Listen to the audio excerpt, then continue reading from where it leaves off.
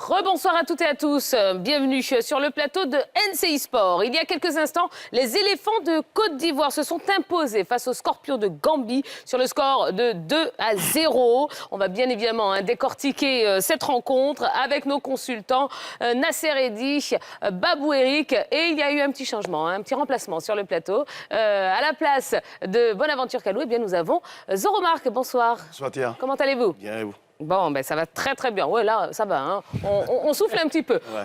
On respire, là. Ça fait du bien de prendre les 3 points.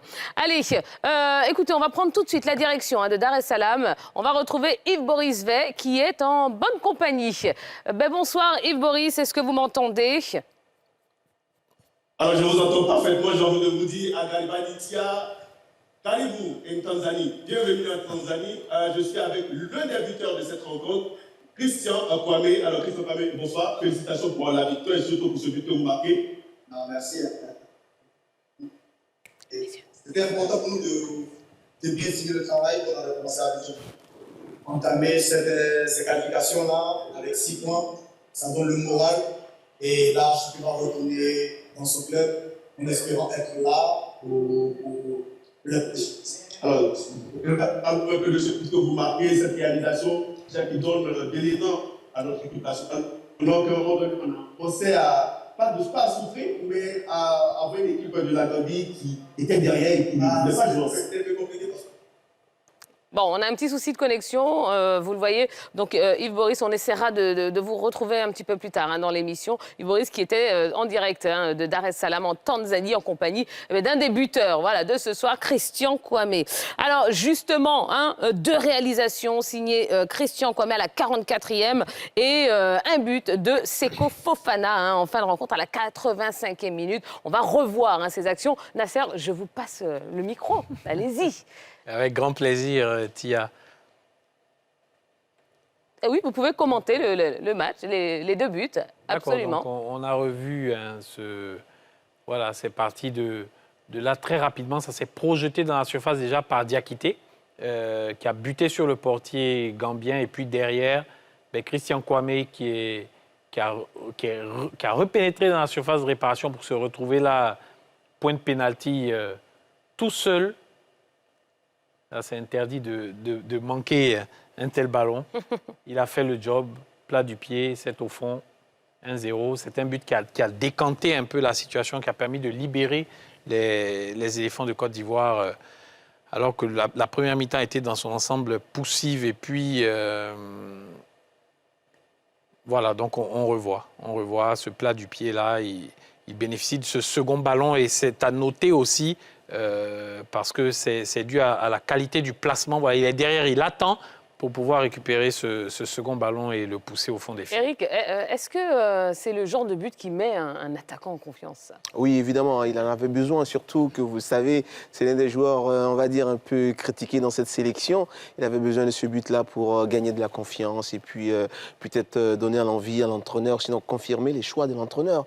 Voilà, et donc je pense que ce but-là va lui faire énormément de bien à lui de continuer comme ça sur cette lancée. Ouais. Alors, on va passer au deuxième but, but de Seko Fofana à la 85e. Alors, exploit individuel, il récupère ce ballon sur la passe de Kessié et boum, Très beau. frappe Quel but! pleine lucarne. Il doit être à 30 mètres à peu près à vue d'œil. Il en a tenté peut-être une dizaine le mois dernier face au Maroc de façon infructueuse. Là, c'est clinique, c'est chirurgical. Il trouve l'équerre même carrément du but. Et puis, bon, ça permet d'entériner la victoire des éléphants de Côte d'Ivoire. Mais franchement, c'est le genre de but qui se passe même de commentaires et puis que l'on savoure à vue d'œil. Oui. Alors, Jean-Marc, on a l'impression que ça y est, Seko Fofana a pris ses responsabilités dans cette équipe. Oui, mais il le fallait. C'est un très bon joueur, quelqu'un qui a marqué aussi son passage à Lens. Donc, il fallait qu'il revienne aussi en équipe nationale pour ramener cette mentalité, cet esprit-là dans l'équipe nationale de Côte d'Ivoire parce qu'on en a vraiment besoin. Un leader, quelqu'un qui peut pousser les autres aussi à faire comme lui. Ouais. Alors, messieurs, quels sont, selon vous, les secrets de la réussite des éléphants dans cette rencontre, qui était quand même pas évidente, parce qu'on a vu au début une équipe de Gambie jouer extrêmement bas, donc c'était pas du tout facile en première période. Qu'est-ce qui explique justement le succès là Alors, je pense qu'il y a eu de l'efficacité quand même, parce que au décompte, je pense pas qu'on ait eu plus de 4 occasions vraiment nettes dans ce match-là. On a réussi à en mettre 2. Bon, là même, c'est même pas une occasion de base, mais il arrive à nous la mettre au fond. Donc, il y a eu du réalisme, de l'efficacité à ce niveau-là, et ça, c'est à louer. Quand on joue contre une équipe qui est tout le temps derrière, c'est difficile, c'est ce qu'on a vu. Mais les éléphants ont été très patients, très patients, et ils ont eu une occasion. Ils ont mis au fond, et puis après, le second est arrivé, quoi. Ouais, et du coup, est-ce qu'on peut dire que finalement les Gambiens ils sont tombés un petit peu dans leur propre piège en jouant extrêmement bas comme ça? Effectivement, vous l'avez dit, mais c'est pour ça que le match contre les Seychelles a fait beaucoup de mal à cette équipe gambienne, et nous a fait beaucoup de bien. Parce que quand ils ont entendu 9 buts, et tout de suite, ils ont commencé à trembler, les Gambiens. C'est pour ça qu'ils se sont recroquevillés comme ça en défense, alors qu'ils ont du potentiel. Il y a de beaux joueurs dans cette équipe-là, mais ils ont refusé le jeu cette fois-ci. Et puis nous, avec cette confiance qu'on a engrangée contre le Seychelles, on a vu des joueurs qui ont été patients, ils ont joué tranquillement, circulé, il y a eu quelques actions. Et puis, comme il a dit Nasser, on a été clinique. Au total, sur le nombre d'actions, le ratio est très bon. Sur 4 actions, sinon 5, on a 2 buts. Et puis, 2 buts, regardez le but de Seko, il y a de la volonté, il y a de l'envie, il y a de la rage. Et puis, la précision, elle est superbe. Voilà, c'est une équipe des éléphants qui montre beaucoup de confiance. Voilà, petit à petit, cette équipe devient encore plus solide. Voilà, alors on le rappelle, donc deux buts, 2 réalisations, signés Christian Kwame et Seko Fofana. Et justement, à la mi-temps, eh bien, Yves Boris a pu tirer quand même deux, trois mots à Christian Kwame. On l'écoute. Alors, première mi-temps, l'équipe de Côte d'Ivoire mène, c'est vous qui êtes le buteur. Parlez-nous un peu de ce but, comment vous l'avez réalisé? Voilà, ça fait plaisir de marquer, mais il faut continuer à rester ensemble comme on le fait. Il faut continuer à les presser et chercher à marquer un deuxième but. Ben voilà. Ouais. Bon, c'est bref. Oui, mais c'est bref, mais bon, je pense qu'il a résumé quand même la situation. Dites-moi, moi je voudrais qu'on revienne sur quelque chose. C'est vrai qu'on en a parlé à la mi-temps, ce changement tactique opéré par Gasset. Finalement, est-ce que vous pensez qu'il a été bénéfique pour nos éléphants? Ben, moi, je pense que Jean-Louis Gasset, il s'adapte. Il s'adapte face aux équipes a priori plus faible sur le papier, il joue davantage offensivement. Là, il est parti avec un peu plus de prudence quand même si dans l'animation, on est demeuré dans le camp gambien tout au long de la première mi-temps et même tout au long du match, d'ailleurs, excepté les arrêts de jeu, où ils ont vraiment décidé au final de sortir. Mais moi, c'est surtout l'attitude gambienne qui m'a un peu surprise, parce que je peux comprendre qu'au début du match, on commence de façon prudente, on essaie d'observer, mais quand vous encaissez le premier but comme ça, juste avant la mi-temps, je ne comprends pas pourquoi au retour des vestiaires, vous continuez à rester derrière en bloc et à refuser d'essayer même de jouer et attendre les 11 minutes d'arrêt de jeu pour enfin sortir la tête de l'eau alors que les carottes étaient déjà cuites. Ouais, Jean-Marc ? Je pense que le coach il fait bien de tout essayer, parce qu'il faut toujours avoir un plan B. Et comme il a dit Nasser, jouer en fonction de l'adversaire, c'est vraiment important. Ça permet aussi à ces joueurs de s'adapter aux différents systèmes qu'ils veulent mettre en place. Et puis bon voilà, dans des moments difficiles, on change aussi. Et ça permet à l'équipe d'aller de l'avant, quoi.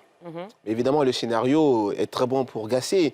Gasset, il commence un match avec beaucoup de prudence, il aligne ses 4 défenseurs, et puis il mène 1-0, il voit que c'est une équipe qui reste derrière, qui ne joue pas, et donc il a, on va dire, le match en main, il domine totalement, il peut se permettre de remplacer, de changer de système, voilà. Donc c'est le scénario du match, en fait, tu lui donnes raison. Et puis les Gambiens, je pense qu'ils ont été traumatisés par le 9-0, carrément. Voilà, c'est clair. Bon, c'est sûr que ça donne quand même un avantage psychologique. C'est clair. Alors, messieurs, qu'est-ce que vous avez pensé de cette paire Bolindika ce soir? Pas grand-chose apparemment. Ah si, moi j'aime bien. Allez, Non, mais comme on a laissé... Moi j'aime bien parce que Boli, c'est quelqu'un qui est costaud, intelligent. C'est vrai qu'il est costaud, mais il n'est pas lent. Et puis bon, le jeune Indika, il prend de la confiance, il devient le maître de la défense. Boli casse les lignes avec ses passes. Je pense que c'est une très belle paire. J'aime bien. Ouais. Oui, j'aime bien aussi, même si je pense que Ousmane Diomandé va faire son retour aux côtés de Ndika, notamment à l'entame de la Coupe d'Afrique. Mais Ouais, on sait que vous avez eu certaines confidences que vous ne voulez pas révéler ici sur le plateau, cher Nasser. Ils sont tous non, bons. loin de là, mais je veux dire, Willy Boli, c'est la sérénité, c'est le calme, il a le geste juste quand il faut en général. Hein, parce que parfois, ça peut passer au travers. Mais j'ai bien aimé ces 2 matchs d'ailleurs. Bon, c'est vrai, celui face aux Seychelles, c'était beaucoup plus facile que cet après-midi. Mais bon, il a été titularisé 2 fois. On lui a fait confiance, il a fait le job. D'accord. Allez. Oui, non, attendez un petit peu. Je vous en prie. Oui, parce que c'est vrai qu'on a des envoyés spéciaux un petit peu partout. Hein. Yves Boris qui est à Dar es Salaam. Et puis on a Eliane Tapé qui a suivi la rencontre avec Emmanuel Eboué. Eliane, eh bien, on veut les impressions de notre ancien international ivoirien sur cette rencontre. Nous sommes toujours avec notre hôte, Emmanuel Eboué, qui ne boude pas son plaisir, en tout cas, il est satisfait de cette rencontre, mais il va le dire lui-même. Côte d'Ivoire, yipipi! Yipipi! Voilà, si vous dites que nous sommes satisfaits, la Côte d'Ivoire reste la Côte d'Ivoire.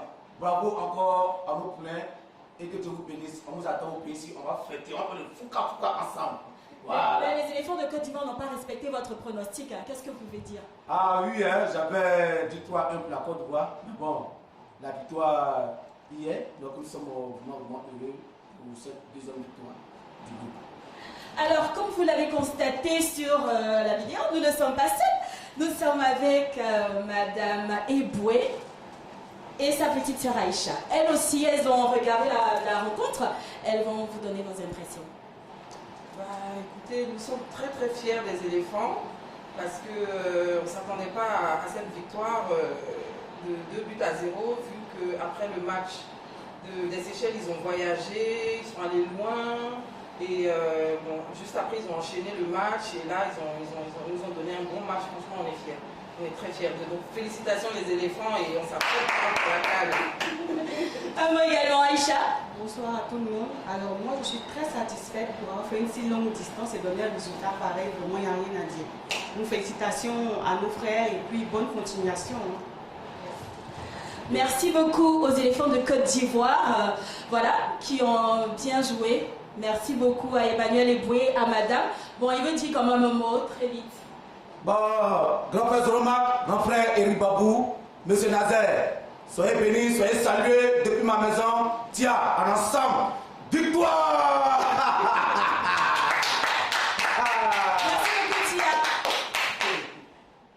Merci Eliane, merci Emmanuel et à toute la famille, bien évidemment. Franchement, quel état d'esprit. Il est fidèle à lui-même. Emmanuel, salut à toi. Allez, un mot sur Emmanuel Eboué. Oui, mais Manu, on a passé de très beaux moments ensemble, 12 ensemble, puis après, dans la vie active, on se voit, on passe du temps ensemble. C'est quelqu'un d'exceptionnel, quoi. Il est toujours égal à lui-même. Ouais, c'est la joie de vivre incarnée, Emmanuel Eboué. Oui, monsieur. Franchement, mais c'est un bol d'air frais. Très frais. Absolument. Un jeune frère très agréable, très respectueux surtout aussi. Donc, il garde toujours cette joie de vivre et puis voilà, ça fait un garçon mignon. Et ben voilà. Bon, en tout cas, on est content d'avoir pu suivre cette rencontre avec lui. Allez, on vous rappelle que les éléphants donc, se sont imposés face à la Gambie. 2-0, but de Christian Kwame et Seko Fofana. Alors, on va retrouver Yves Boris V qui est à Dar es Salaam. Yves Boris. Oui, Yves Boris. Voilà. On vous entend très bien, allez-y. Alors, bienvenue, je le dis Caribou. Tanzanie, nous sommes là, l'équipe de Côte d'Ivoire s'est imposée, vous l'avez signifié, 2 buts à 0. Beaucoup de buts. Effectivement, les éléphants ont dû s'imposer d'arracher la victoire. Donc, je dis que ce déplacement est un peu périlleux parce que ce n'était pas du tout facile. Le voyage n'a pas facile. Les joueurs. Non, bon, la connexion est quand même assez difficile avec la Tanzanie. On essaiera de la voir pendant toute la durée de cette émission. Voilà. Alors, un mot sur le classement, puisque le classement a bien évolué depuis tout à l'heure. Donc, dans ce groupe F, la Côte d'Ivoire prend la première place avec 6 points plus 11, suivi du Gabon, deuxième avec 6 points plus 2. Troisième, c'est le Burundi avec 3 points. Et puis, ensuite, il y a le Kenya, la Gambie et les Seychelles qui sont sont tous les trois à 0. Un petit mot sur ce classement. Logique respectée ou pas, Zorba? Oui, mais vous savez, en football, il n'y a pas de logique. Et ça fait plaisir et ça donne une certaine confiance vu l'examen qui nous attend bientôt, de se sentir premier, ça fait plaisir et ça rassure, quoi. Ouais. Éric? Oui, il faut le dire, logique respectée. De toute façon, quand vous avez déjà, on va dire, annoncé les poules, on savait que, bon, logiquement, la Côte d'Ivoire, le Gabon, voilà, c'est des équipes, on va dire, qui ont du vécu. Donc voilà, la Côte d'Ivoire a fait le boulot. On s'entendait à avoir 6 points acquis et de fort belles manières. Donc on est rassurés et on espère qu'on va continuer comme ça. La logique respectée côté éléphant de Côte d'Ivoire. Par contre, sur l'ensemble du groupe, je suis plutôt déçu par la Gambie.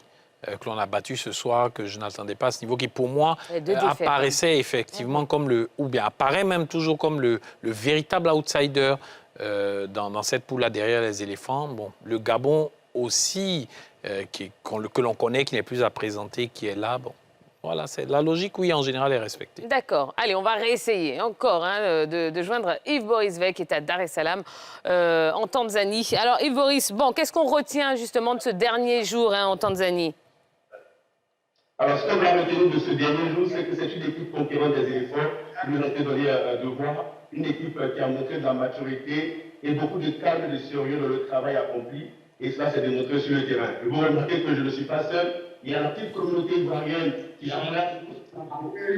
Comme ça, les gens qui ont les éléphants de Côte d'Ivoire, on dit que partout dans le monde entier, les éléphants ne sont pas seuls. Il y a toujours des supporters derrière eux pour les pousser à la victoire. Et ce soir, ça a été le cas. Eh bien, on espère. On a envie de les entendre pousser un grand cri de joie quand même, parce que...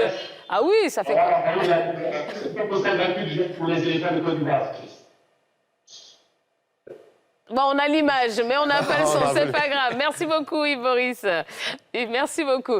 Allez, on va marquer une toute petite pause et on se retrouve dans quelques instants. Oui, on va continuer à parler et à débriefer cette rencontre Gambie-Côte d'Ivoire avec une belle victoire de nos éléphants. À tout de suite. Et oui, NCI Sport spécial aujourd'hui, puisque, il y a quelques instants, les éléphants de Côte d'Ivoire ont battu la Gambie 2-0 avec 2 très beaux buts de Christian Kwame et de Seko Fofana. On est là pour en parler, pour débriefer un petit peu ces 2 premières journées des éliminatoires de la Coupe du Monde 2026 en compagnie de nos consultants Babou Eric, Nasser Edi et Zoromark qui nous fait le plaisir de nous accompagner.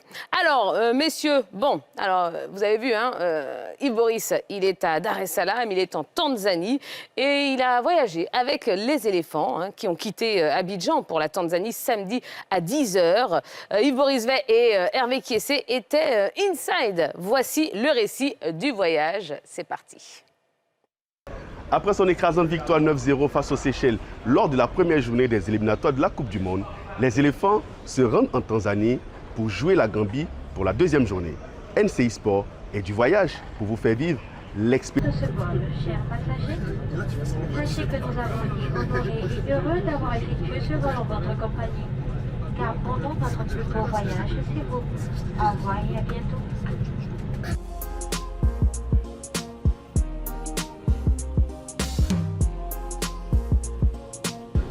Ouais, c'est bien passé. C'était long, mais ça va. Encore vous, une fille.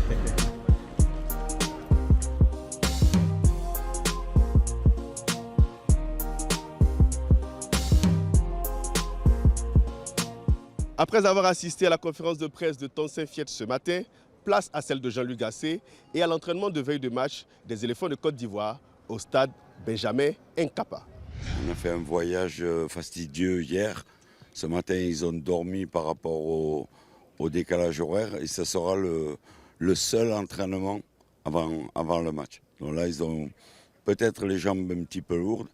On a 1 heure pour les raviver.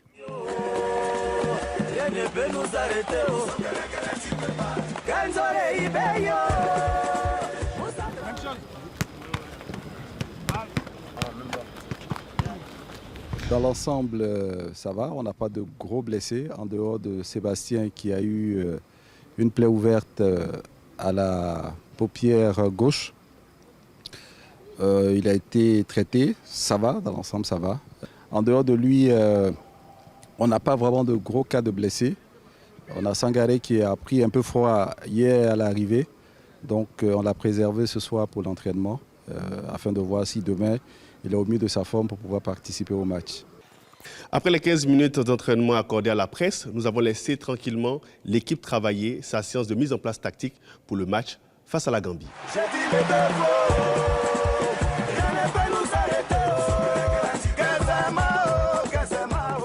On a eu un long déplacement où il faut qu'on récupère bien et bon, on a eu quelques petits joueurs qui ont été un peu malades. Mais voilà, on a fait une bonne séance ce soir, on a pris nos repères sur le terrain et on va bien se reposer pour continuer sur ce qu'on fait et gagner. C'était une bonne séance intense comme chaque veille des matchs. Pour mieux préparer le match, on a fait une séance tranquille mais concentrée pour ne pas avoir de surprises demain. À la fin de la séance d'entraînement, l'équipe a travaillé sérieusement pour ce match face à la Gambie. Deux choses à savoir, il y a deux joueurs qui ont manqué à l'appel, Jonathan Bamba et puis Sangaré Ibrahim. Mais malgré ces absences, l'équipe s'est bien entraînée et est d'attaque pour le match face à la Gambie. Et puis on n'a pas fait, car c'est nous les meilleurs. Si on t'a croisé, tu es perdant. Rien ne peut nous arrêter. Oh, qu'elles sont belles, hein, ces images. Et on est content en tout cas de vous faire vivre la vie des éléphants de Côte d'Ivoire de l'intérieur dans ce Inside. Alors moi j'ai une petite question pour vous, que ce soit Eric ou bien Marc. Comment on se sent avant une telle rencontre? Qu'est-ce qu'on fait à l'hôtel? C'est quoi finalement le quotidien de nos pros? Oui, mais on est à l'hôtel, on essaye de papoter avec les copains, on essaye de faire le vide quand même, de penser à autre chose avant l'heure du match. Voilà, on essaye de jouer à quelques jeux, on parle un peu à la famille, on regarde quelques films et puis bon voilà, après c'est... On joue à quelques jeux. Vous jouiez à quoi en votre temps? Ludo, comme ce qu'on a vu, Ludo, damier ou bien Scrabble ou bien choses comme on appelle ping-pong, des trucs comme ça, voilà. Donc, pour se détendre, quoi. Ouais, surtout que là, ils ont fait un voyage difficile. Et bon, quand je dis difficile, parce qu'ils ont eu un match, il y a seulement un seul jour, hein, pratiquement, de repos. Un jour de récupération. Voilà, de récupération. Donc, ils avaient besoin de se reposer. Voilà. Donc, moi, très souvent, c'est beaucoup de lecture et puis, voilà, dormir, c'est tout. Voilà. D'accord. Tiens, moi, je veux dire aussi, je coupe pas la parole. Allez-y, allez-y. Il faut prendre en compte toutes ces fatigues-là, ces difficultés que vivent les joueurs avant les matchs. En un mot, le supporter, le fan, il ne pense même pas à ces difficultés que vit le joueur. Quand il n'est pas en forme à un certain moment, on lui jette la pierre, on lui lance ce qu'on veut. Mais voilà ce que le joueur, on dit quand même 20 heures de voyage, il arrive, il est fatigué, il ne peut même pas démarrer. Donc souvent, il faut qu'on soit un peu indulgent envers les joueurs. Absolument. Bon, ben justement, hein, puisque avant ce match face à la Gambie, eh bien, il y a eu cette large victoire. Hein. C'est avec cette large victoire que les éléphants ont débuté ces éliminatoires de la Coupe du Monde 2026 dans cette poule F.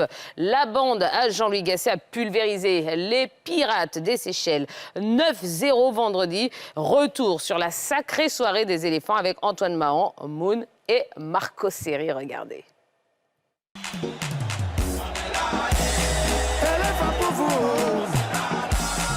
Entame des éliminatoires du Mondial 2026 réussis pour la Côte d'Ivoire. Vendredi, sur la pelouse rénovée du stade Alassane Ouattara des Bimpé, le public a assisté à un récital des éléphants face aux Pirates des Seychelles, 9-0. Retour sur cette soirée éléphantesque de Serge Aurier et ses coéquipiers face à la 195e nation au classement FIFA.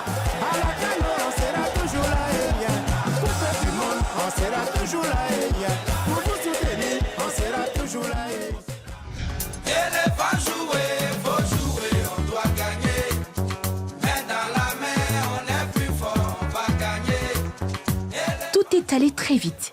Peu après le quart de jeu, Sébastien Haller ouvre le bal sur pénalty, consécutif à une faute sur Konaté Karim. C'est un pénalty incontestable. Sébastien alors de se mettre davantage en confiance. C'est bien tiré. Le contre-pied parfait. Tout en maîtrise de Sébastien alors pour permettre à la Côte d'Ivoire de mener 1-0 après 20 minutes de jeu. 4 minutes plus tard, Ibrahim Sangaré, oublié au second poteau, double le score pour les éléphants. Ballon qui est bien levé cette fois-ci, encore une tête ivoirienne. Et le deuxième but de la Côte d'Ivoire avec Ibrahim Sangaré, encore sur un coup de pied arrêté, magistralement exécuté, dévié dans la surface de réparation. Très remuant sur le côté, Simon Adingra, pour sa première titularisation, s'offre un bijou. Et là, voici encore le calvaire de la douce dans cette partie.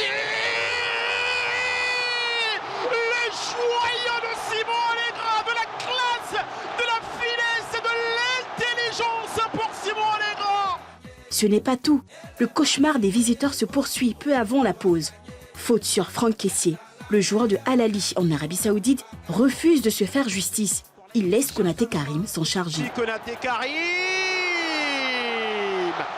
Et le contre-pied parfait sur cette action de la part de celui qu'on appelle Koka qui a servi sur ce coin. Koka rafraîchissant au portier séchellois. 4-0 à la pause pour la bande à Jean-Louis Gasset. De retour des vestiaires, les Pirates continuent de vivre le martyre. Seko Fofana punit à son tour Siméon Carlos, 5-0. Seko Fofana pour le 5e but de la Côte d'Ivoire.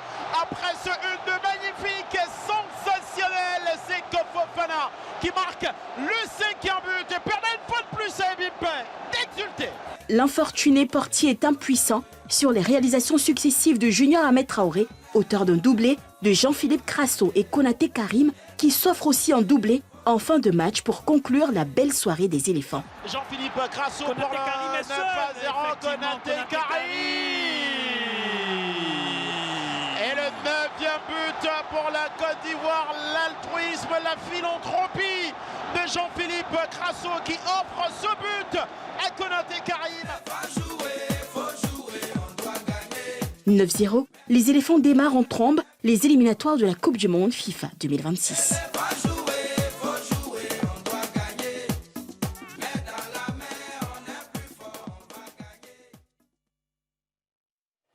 Ouais, soirée exceptionnelle qu'on a vécue vendredi soir. Alors, bon, maintenant que on est redescendu un petit peu de notre nuage, messieurs, est-ce que vous vous attendiez à un tel score? Nasser Eddi. Honnêtement, non. Honnêtement, non. Enfin, après, je m'attendais évidemment à ce que le match soit plutôt à sens unique, comme il l'a été, mais un tel score aussi sévère. Paradoxalement, c'est qu'à la fin du match, on se dit, mais pourquoi on n'en a pas mis 11 ou 12 quoi, vu le nombre vous êtes gourmand, là, hein. Ouais, mais il faut noter qu'il y avait un excellent Carlos Siméon dans les buts des Seychelles qui a, je ne vais pas dire éviter le naufrage parce qu'il y a eu naufrage, mais qui a évité une addition encore plus salée à son équipe. Oui. Oui, mais moi, je suis un peu surpris. Et puis bon, voilà, c'est de bonne guerre, je suis heureux. Je suis tellement content puisque mon rêve, c'était de voir le jeune Konaté Karim parce qu'il est bon, il est puissant. Et puis, on dit toujours que l'équipe nationale de Côte d'Ivoire n'arrive pas à concrétiser ses occasions. Aujourd'hui, ils l'ont fait. Je pense qu'ils vont continuer comme ça. Ouais. Alors, Babou Eric, le coach a aligné tout de suite une équipe avec un système de 3-5-2. Est-ce que vous pensez que cette option tactique est finalement celle qu'il faut pour les éléphants? Non, je pense qu'il s'adapte à l'équipe, à l'adversaire, carrément. Voilà, et en face, il avait le Seychelles, c'est pas le Nigeria, c'est ni le Cameroun. Voilà, il savait que c'est une équipe, on va dire, c'est vrai qu'avec beaucoup de respect, mais c'est pas une équipe cador. Donc c'était l'opportunité d'essayer quelques trucs, pour ne pas dire un système nouveau. Et donc il fallait être offensif. L'équipe de Côte d'Ivoire avait besoin de confiance.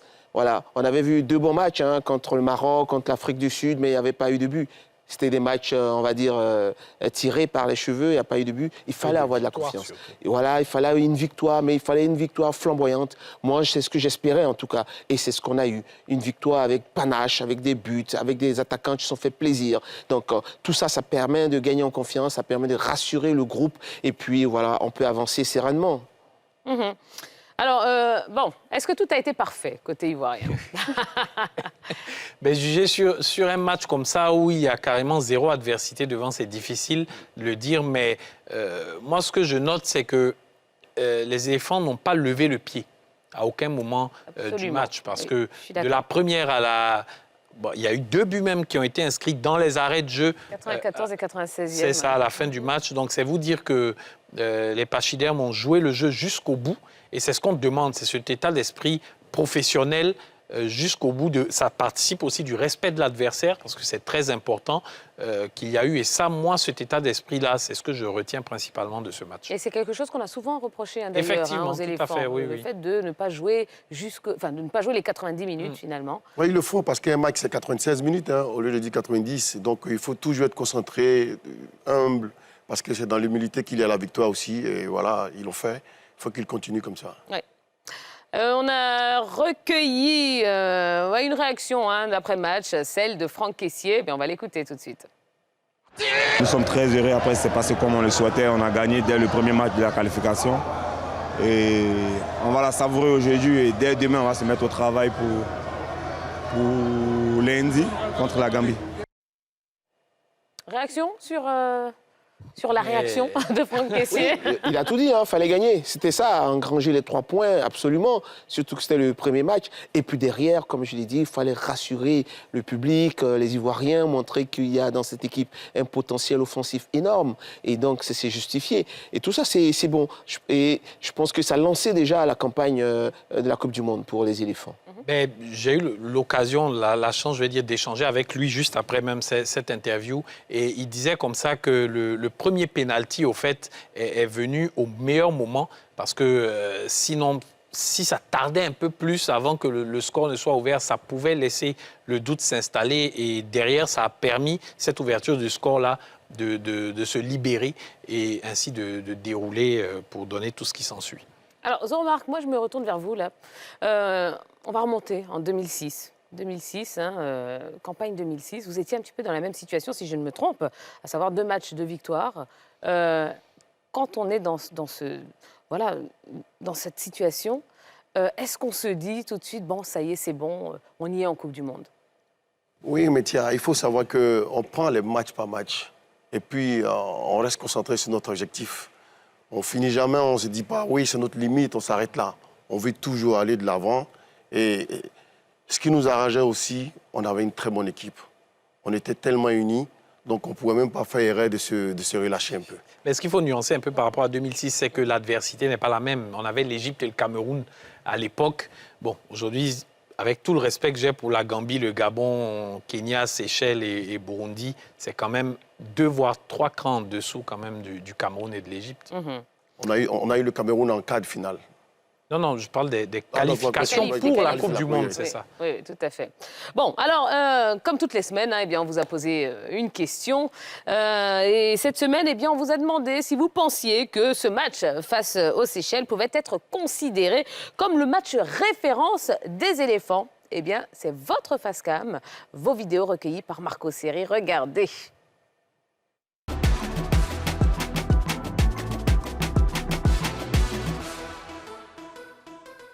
Je pense qu'on ne peut pas prendre ce match-là comme un match de référence. Voilà, parce que pour moi, un match de référence, c'est un match au moins contre une équipe qui a quand même un bon niveau. Sans toutefois mépriser l'équipe du Seychelles, mais ils ne sont pas au niveau de la Côte d'Ivoire. Seychelles, c'est une équipe qui a toujours encaissé, qui a toujours pris le score plus face à ses adversaires. Voilà, donc je ne pense pas que c'est un match de référence. Mais attendons voir face à la Gambie. Quand on parle de match de référence, pour moi, c'est un match qui se joue face aux grandes nations. Pour moi, jouer contre les Seychelles, ça devient comme un match d'entraînement, quoi. Voilà. J'aimerais voir la deuxième journée face à la Gambie. Et si face à la Gambie, on a pu jouer comme on a joué, on a pu contenir l'équipe ghanéenne, c'est-à-dire les priver de ballons et gagner avec la manière, avec un large score aussi, je dirais que oui, ce match peut être comme le match de référence des éléphants avant la CAN. Et ce qui a attiré mon attention, c'est l'état d'esprit des joueurs. Il y avait une belle solidarité. Lorsqu'un joueur perdait le ballon, l'autre venait automatiquement combler le vide. Et c'est cet esprit-là qu'on veut voir à la CAN. Et merci à tous et bon vent aux éléphants de Côte d'Ivoire. Je pense que c'est pas encore le match abouti. On attend toujours le match de référence contre une grande nation de football. Eh bien, messieurs, vous vous doutez bien que je vais vous poser la même question. Éric Babou, bon pour vous, hein, ce Côte d'Ivoire-Seychelles, c'est le match de référence ou pas? Non, on ne va pas aller jusque-là, on ne va pas parler de match de référence, mais c'est un match, on va dire, fondateur. Je pense que c'est un match important. Ça crée quelque chose, on a vu qu'un état d'esprit nouveau, comme l'a dit Nasser tout à l'heure, on a vu une équipe qui a joué un match plein, et puis ce sont des matchs pièges. Faut pas négliger la performance des éléphants, parce qu'on a vu des matchs des éléphants contre des petites nations, et on a tous crié au scandale. Donc il ne faut pas négliger cette performance, c'est une très très belle performance des éléphants. Un match plein, on a vu la volonté, on a vu l'envie, on a vu une équipe collective, tactiquement, individuellement des joueurs qui en avaient envie. Donc c'est un match, on va dire, fondateur, important, mais un match de référence, il faudra repasser. Vous êtes d'accord, Zoromark? Oui, pour moi, c'est un match historique quand même, parce qu'avec ce score, ça reste dans l'histoire de la Côte d'Ivoire. Et puis, à chaque équipe, son score. Hein. Voilà, Seychelles 9, Maroc demain peut-être 2-3. Donc voilà, il ne faut pas minimiser les équipes, il faut leur donner de la valeur. Et puis bon, voilà ce qu'ils ont fait. Pour moi, c'est un match historique. D'accord. Et vous, Nasser? Oui, un match référence par rapport à quel repère? Je me demande bien, si on veut parler de match référence de l'ère Gassé, moi, je prendrais plutôt celui face au Maroc, le mois dernier, voilà, qui pour moi était un match face déjà à une grande nation d'Afrique, voire du monde, qui est arrivé quand même en demi-finale de Coupe du Monde, et puis un match qui a été plus ou moins maîtrisé. Quand même, on s'attendait à souffrir face à l'armada marocaine. Donc non, ce match face aux Seychelles, c'est un match parmi tant d'autres sur le cheminement, mais le véritable match référence pour moi, c'est celui face au Maroc. Oui, mais bon, n'oubliez pas quand même que c'était un match sans enjeu. Donc finalement, est-ce qu'on peut le considérer comme un match référence? Oui, ben, c'est pour ça que je demandais par rapport à quel repère. Mais pour moi, je pense que dans l'état d'esprit, dans l'attitude, peut-être moins dans le score ou dans l'enjeu, c'est pour moi le match référence des éléphants sous l'ère Gassé. Après, on n'a pas eu beaucoup non plus de matchs à enjeu depuis que Jean-Louis Gassé est là. Hein, ce sont les premiers matchs à enjeu qu'on a. D'accord, très bien. Allez, on va marquer une nouvelle pause. On va se retrouver dans quelques instants, toujours pour décortiquer ces 2 premières journées des qualifications pour la Coupe du Monde 2026. À tout de suite.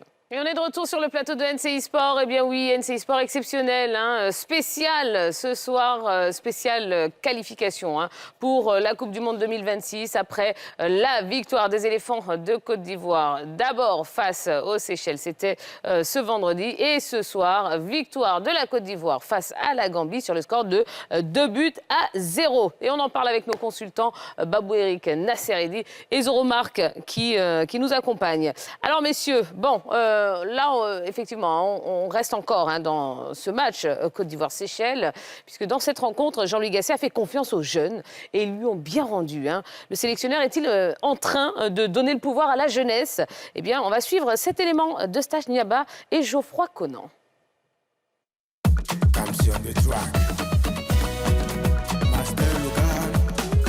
On a fait un match disons correct et puis bon, on repart avec les 3 points. Il est le symbole de ces éléphantaux qui sont très vite devenus éléphants. Vendredi, ils ont bénéficié de la confiance de Jean-Louis Gassé. Ils n'ont pas déçu.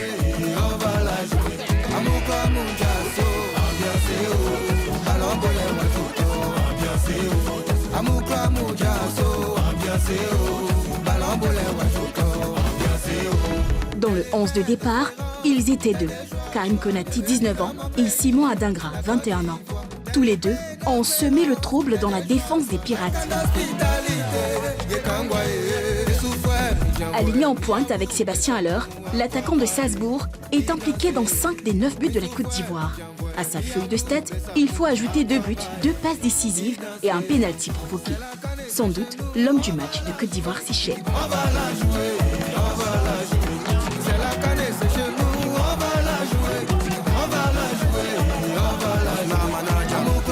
Sur le côté droit de l'attaque ivoirienne, Jean-Louis Gassé a fait confiance à un autre jeune, Simon Adingra, 21 ans. Auteur d'un super début de saison avec Brighton, le natif de Yamoussoukro était intenable. En première période, le jeu a très souvent basculé sur son côté. Son adversaire direct a vécu une soirée cauchemardesque. Et que dire de ce bijou?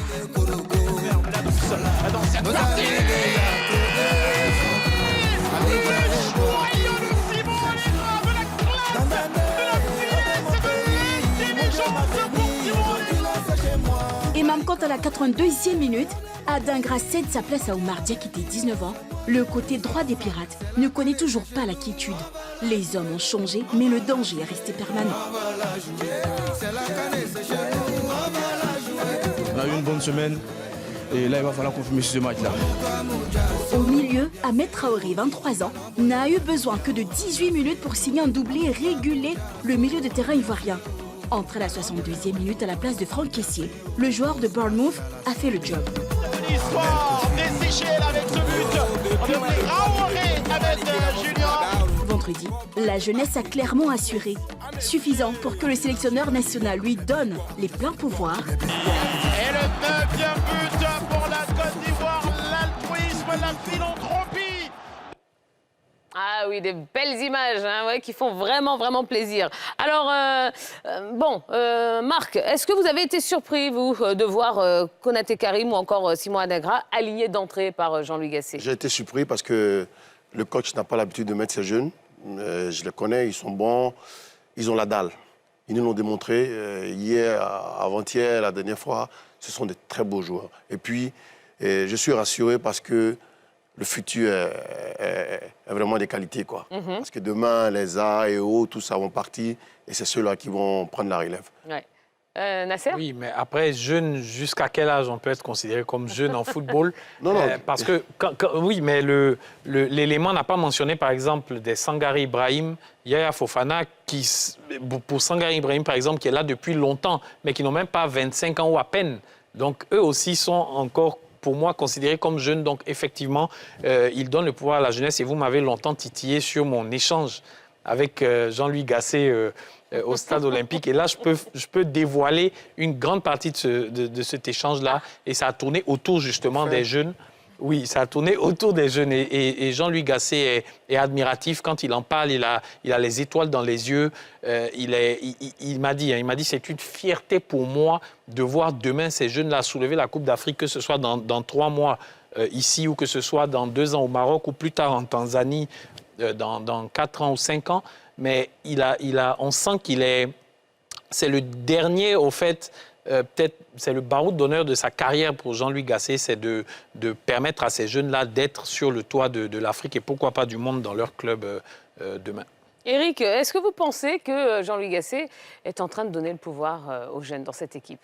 Non, je pense que Gasset a compris qu'il y a énormément de talent en Côte d'Ivoire et ces jeunes-là sont la relève, ils ont énormément de capacités et puis là l'intelligence, la sagesse de faire un mix. C'est très très bon, il les fait venir. C'est pour ça que par exemple ce match-là, contre Seychelles, je le disais tantôt, à quel moment il va les faire jouer? Si ce n'est pas contre Seychelles, à quel moment il les fera? Et donc, c'est là où je parle de gestion intelligente. Il a compris que c'est Seychelles. C'est quand ce Seychelles, il peut permettre de lancer Konaté Karim, il peut se permettre de lancer Adingra. Et puis, il a eu raison. Ces jeunes-là ont montré toute la capacité qu'ils ont. Et ça, c'est une bonne chose. Mais derrière, il a aussi des joueurs plus âgés. Jeunes aussi, comme l'a dit Nasser, ils sont pas vieux, ils sont jeunes, mais plus aguerris peut-être, comme Zaha, comme Pépé, comme Sangare Ibrahim, des jeunes qui sont là aussi. Voilà. Donc il y a un mix intelligent qu'il est en train de faire. Il doit laisser mûrir ces jeunes-là. Ils vont avoir l'opportunité d'apporter cette fraîcheur, ce peps-là à cette équipe, comme le jeune qu'on critique beaucoup, Oumar. Mais Oumar, il apporte une fraîcheur, il apporte une puissance à cette équipe-là, un impact physique à cette équipe-là. Et il apporte sa jeunesse. Donc voilà, c'est des jeunes qui vont grandir, mais derrière, il a des joueurs aussi un peu plus matures. Donc, il y a un bon mix. Après, il y a un adage très célèbre qui dit que le pouvoir ne se donne pas, il s'acquiert. Donc, c'est aux jeunes, vraiment, il s'arrache. Ouais. Merci. Donc, c'est aux jeunes d'aller chercher ce pouvoir et je pense que c'est ce qu'ils sont en train de faire parce que quand vous voyez les performances d'Ahmed Junior Traoré, là, dont on voit le but, on ne peut que leur dérouler le tapis rouge. Oui, même Adingra, comment ne pas le considérer comme un probable titulaire aujourd'hui de cette équipe. Voilà. Donc vous l'avez dit, ça s'arrache le pouvoir. Et des joueurs comme ça sont en train de prendre le pouvoir, mais ce ne sera pas évident parce qu'il y a des joueurs aussi de capacités qui sont là, il y a des vieux cadors qui sont là, ils sont encore là, ils ont encore les dents. Donc, mais c'est bien parce qu'on a un mix. On a des jeunes, on a des vieux, en griffe bien sûr. Voilà, on a des vieux, voilà. C'est un bon mix. Et puis je pense que la gestion est intelligente. D'accord. Allez, on va vous proposer maintenant le point sur les 2 premières journées des éliminatoires de la Coupe du Monde. C'est avec Alex Payne et Marco Seri. On a joué dans le continent les 2 premières journées des qualifications de la Coupe du Monde FIFA 2026. Les matchs ont souri à certaines sélections, mais pas à d'autres.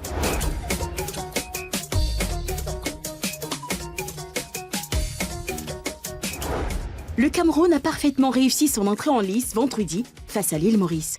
À domicile, les Lions indomptables ont ouvert le score juste avant la mi-temps grâce à Brian Mbeumo. Le joueur de Brentford, en première ligue anglaise, a été ensuite imité par George Nkoudou, puis Franck Magri. 3-0 score final, les hommes de Rigobert Song démarrent bien. Le même jour, le Ghana a assuré le service minimum sur sa pelouse contre Madagascar. Inaki Williams a évité le match nul au sien avec ce puissant coup de tête.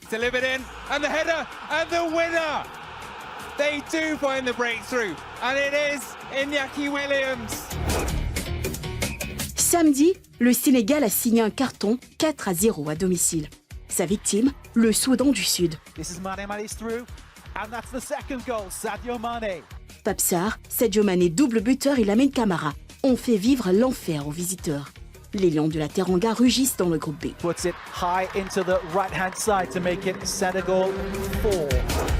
Le Nigeria, lui, est déjà dans le dur. Tenu en échec par le Lesotho jeudi, le champion d'Afrique 2013 a de nouveau fait match nul ce dimanche sur la pelouse du Zimbabwe. Un but partout. Menés après cette réalisation de Walter Musoma, les Super Eagles s'en sont remis au pied gauche magique de Kelechi Iheanacho. Deuxième du groupe C, l'un des adversaires des éléphants pourrait être distancé par l'Afrique du Sud, leader avec un match en moins. En déplacement au Mozambique dimanche, l'Algérie s'est offerte un succès 2-0 grâce à des buts signés Fares Chebi et Ramiz Zerouki. Algeria, clinical as ever. Déjà vainqueur 3-1 de la Somalie, la bande à Jamel Belmadi est leader du groupe G. L'Égypte a enchaîné dimanche une deuxième victoire consécutive 2-0 contre la Sierra Leone. Trezeguet a inscrit un doublé mettant un point final à la rencontre à l'heure de jeu. Les Pharaons sont confortablement assis en tête de la poule A.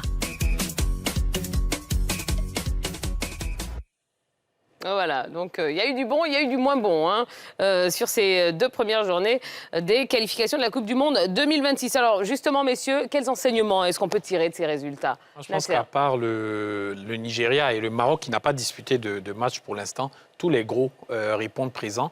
Après, j'ai beaucoup été marqué par les débuts de l'Égypte, notamment, et puis ce 6-0 et ce quadruplé de Mo Salah. Ça serait un adversaire à prendre très au sérieux, comme toujours d'ailleurs à chaque Coupe d'Afrique.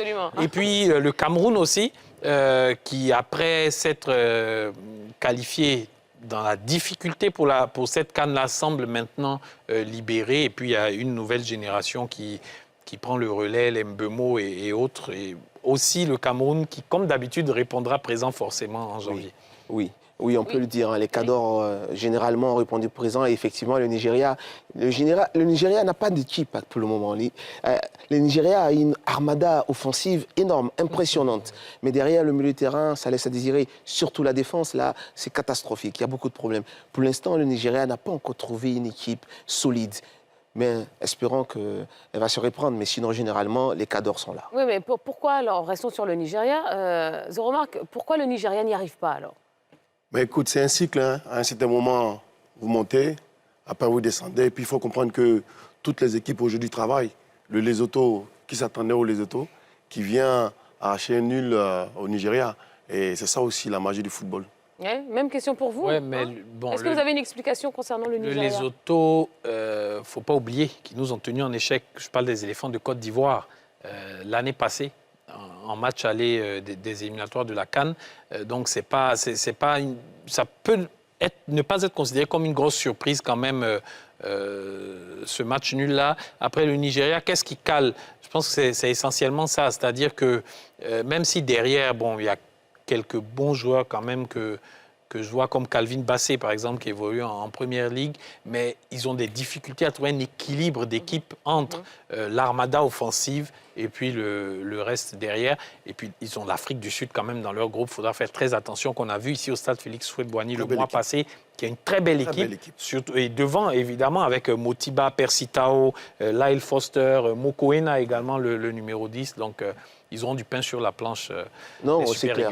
C'est clair qu'offensivement, cette équipe nigériane peut exploser n'importe quelle équipe. Hein. Les joueurs qu'ils ont, Osimhen et tout ça, c'est des joueurs de qualité. Évidemment, au milieu de terrain, il y a déjà un gros souci parce qu'ils n'ont pas ces joueurs qui portaient le milieu de terrain avant. Et aujourd'hui, ils manquent dans cette équipe. Et puis défensivement, ils ont peut-être celui dont tu as parlé tout à l'heure, là, qui est bon, qui est solide. Mais globalement, ce n'est pas une équipe encore prête. Voilà. Quand vous voyez le Nigeria jouer, vous sentez qu'il n'y a pas de lien entre le milieu, l'attaque. Il y a beaucoup de ratés. Je pense que cette équipe doit travailler plus. Mais offensivement, si ces attaquants-là se mettent en marche, ils peuvent faire exploser n'importe quelle défense. Mais on n'est qu'à la deuxième journée de ces qualifications.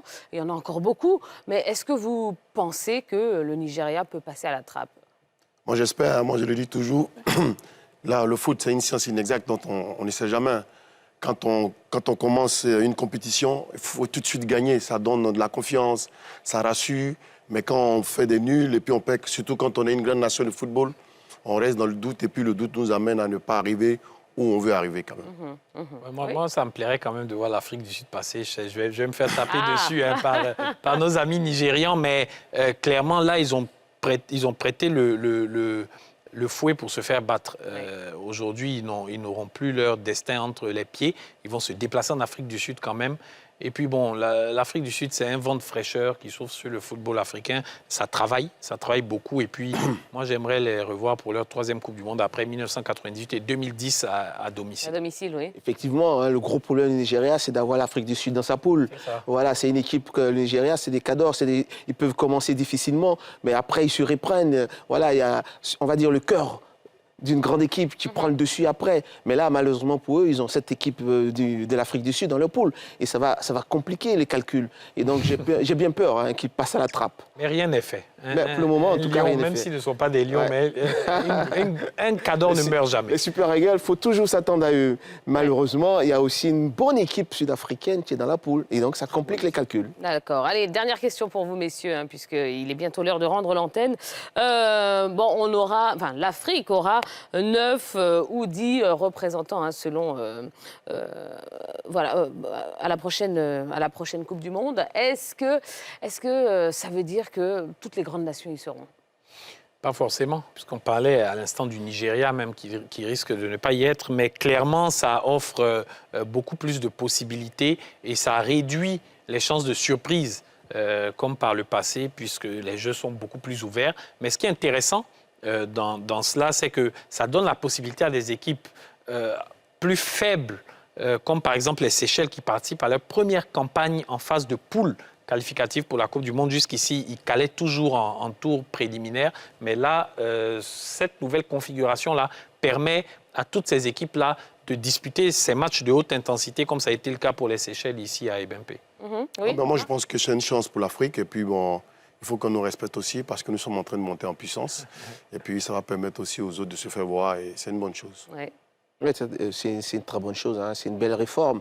Voilà, ça va permettre, et puis évidemment, ça va profiter aux grandes nations du football africain. Évidemment, vous allez voir, pratiquement, ils seront tous présents.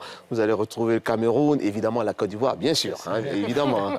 La Côte d'Ivoire, bien sûr. Et voilà, vous allez retrouver l'Algérie, l'Égypte et le Maroc. Voilà, donc je pense que c'est une très très bonne réforme et puis ça va profiter effectivement. Sénégal aussi. Sénégal, évidemment, au cadre des pays africains, voilà. C'est une très bonne chose. D'accord.